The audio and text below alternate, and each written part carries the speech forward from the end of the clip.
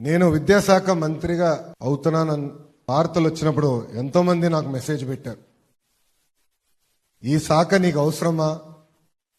చాలా కష్టమైన శాఖ, అనేక సమస్యలు ఉంటాయి, ఇది మీకు వద్దు, ఇండస్ట్రీస్ తీసుకోండి, ఎనర్జీ తీసుకోండి అని అనేక మంది సలహాలు ఇచ్చారు.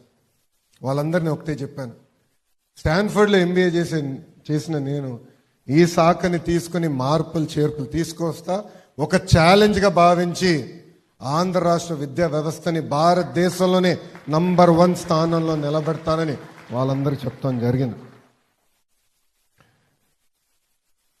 కేజీ నుంచి పీజీ వరకు విద్యా వ్యవస్థలో అనేక మార్పులు రాబోతున్నాయి.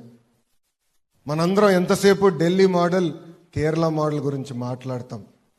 మీ అందరి సహకారంతో 5 సంవత్సరాల్లో ఆంధ్రప్రదేశ్ మోడల్ ఏంటో దేశానికి కలిసికట్టుగా